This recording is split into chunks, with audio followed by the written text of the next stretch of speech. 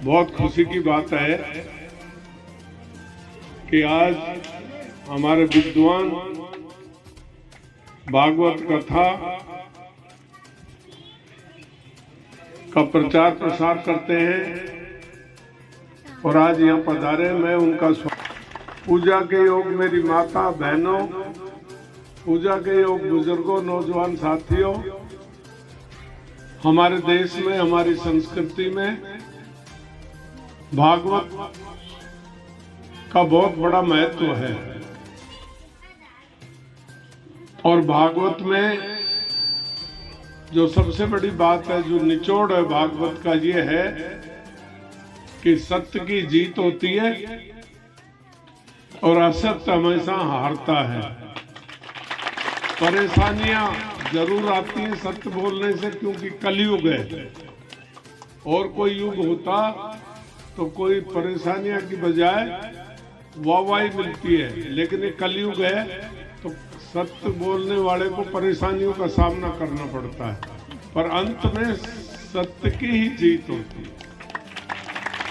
और इस सत्य की जीत का जो संपूर्ण क्रेडिट, संपूर्ण जो क्या कहते हैं कि जो क्या बोलते हैं हिंदी में, क्रेडिट जो जाता है माता बहनों को जाता है। क्योंकि हम लोग मंदिरों में पूजा करना, आस्था के साथ करना, ये इधर बैठे लोगों में तो, हमारे में तो कम है। हम तो जूती पहने पहने ही मंदिरों के आगे से प्रणाम राम राम करके चले जाते हैं। और ये हमारी माता बहनें ये विधिवत पूजा करती हैं। जितने भी मांगलिक कार्य हैं इनके बिना संपन्न नहीं होते। और इसीलिए कलयुग दबा पड़ा है, वरना तो कलयुग तबाही मचा देता। उस तबाही को रोकने में हमारी माता बहनों की आस्था बहुत काम आती है। और अब ये मौका आ गया। माता बहनों, पिछले 5 सालों में इस कलयुग के कारण लुटेरे लुटेरे पैदा हो गए, राजनेता लुटेरे हो गए, जेब काटते हैं, पैसे खाते हैं, चोरी करते हैं, वादा करते हैं, निभाते नहीं, और वोटों की ठगी करते हैं। सारा विकास रुक गया। बानसूर का चमन, बानसूर का बगीचा उजड़ गया। इसको वापस हरा भरा करना है। इसलिए योग्य व्यक्ति को, जो काम करना जानता हो, जो 36 बिरादरी को साथ लेकर चलना जानता हो, ऐसे व्यक्ति को वोट देना। वरना तो उजड़ा हुआ बगीचा और ज्यादा उजड़ जाएगा और अपन सबको, आने वाली पीढ़ियों को बहुत परेशानी उठानी पड़ेगी। इसलिए सोच समझ के वोट डालना। जो भी अच्छा व्यक्ति लगे।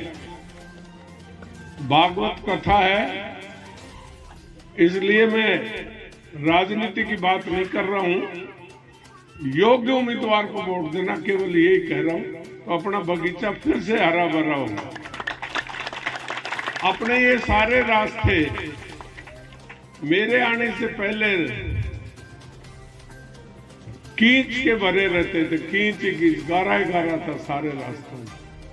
कोई मानसून के,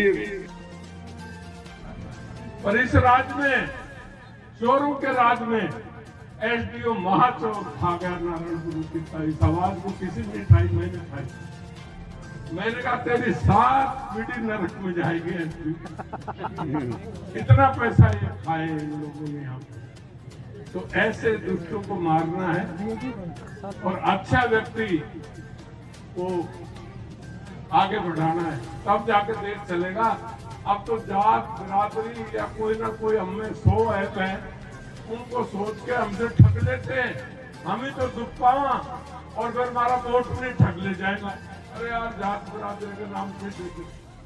और इनके जो एजेंट है ना, वो ये कहेगा हम तो असली को ना, ये जो दलाल है ना, वो ऐसे कहेंगे हम तो असली को ना, हम असलियों को माल खा गया सारों। जो माल खा जाए वो असली है और जनता कहेगा हम असली को ना। इनका नकेल डाल कर इनको दंगा करो सब लोगों को। जो क्या हुआ है त्राईमाम हो गया। ये आपकी सामने वाली सड़क 10 साल पहले टेंडर हुए थे, 10 साल में 8-9 बार टेंडर हो गए, अब जाके बनी है, वो भी 1-2 बरसात ही झेलेगी। ये था सड़क बनाई थी अभी बिलाड़ी माता की, क्या हाल हो गया। रुपया तो नेताओं के पेट में चला गया, सड़क कहां से बनेगी। पेट अकाल में। और मेरी माता बहनों, हम पान खाओ, आप पान खाओगे ना। अब कई हमारे जैसे नेता ठप्पू होते, वोट ठगने की कला होती। अब किसी को जीजा बना लेते हैं हम, किसी को रिश्तेदार बना लेते हैं, किसी को अपने धर्म की बहन बना लेते हैं हम। तो हमारे पास बहुत बड़ी कला है, तो पहचान लो हम ठप्पू को, हमारे चेहरों को पहचान लो और इन ठप्पू का सफाया करो। और जो भाड़ बनाने वाले हैं ना, वोट से पहले तो भाड़ बनाएंगे और उसके बाद पता ही नहीं चलेगा, चाहे भाड़ दुखी हो, चाहे पीपा को पानी हो, चाहे सड़क में नहीं हो। कई तो हमारी बहनें ऐसी हैं, बड़ी भोड़ी हैं कि चूंदड़ी उठा देते हैं। कई ऐसे होते हैं जीजा साड़ी बन जाते हैं। तो इन ठट्ठुओं को सबको हटाओ, काम के आदमी को वोट दो। मैं एक बात कहना चाहता हूँ, कर्षक आदमी कर सकता है।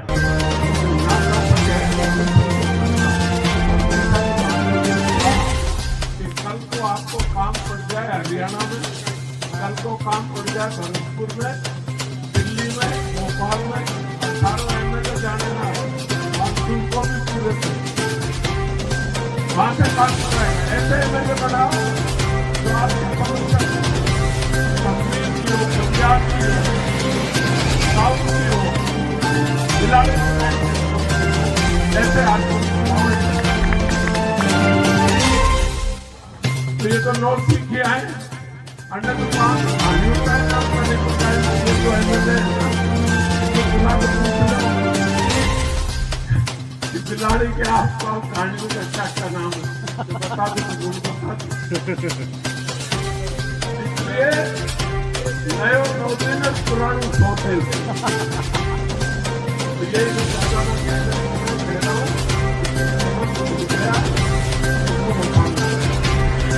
मैंने कभी एक दिखाई दे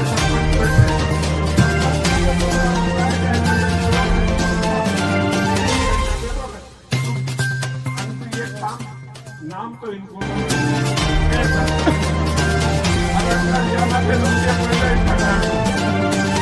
सरपंच ने ठग दे, सरपंच को ठग के थोड़ा सा बैठा हो, अब उसमें बरसात हो जाए तो मिट्टी बह जाती है, नालियां खान तो ये बड़ा तो बड़े सकेत वाले जाएंगे।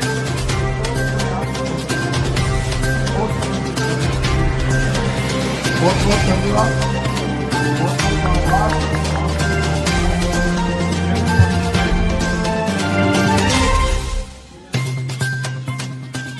देवताओं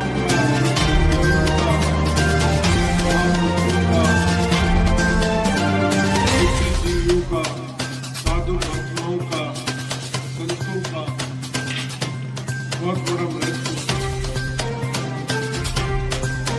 और महत्व के अनुसार ही ये जो हमारे एकता का सूत्र है, ये सब इन्हीं के पढ़ने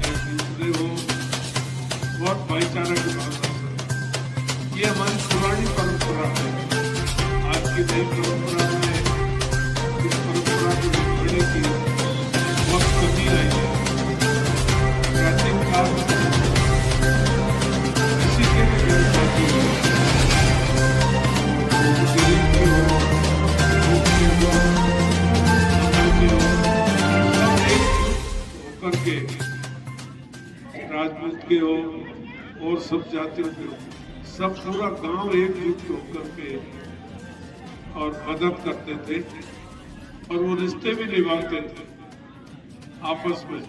गांव की बेटी है, ब्याह शादी होती तो पूछते भाई हमारे गांव की लड़की कोई हो, तिलक देके बटी ये एक सिस्टम था, वो सब इनकी कृपा से। अब धीरे धीरे आस्था में कमी आती जा रही है, लोग मॉडर्न होते जा रहे हैं।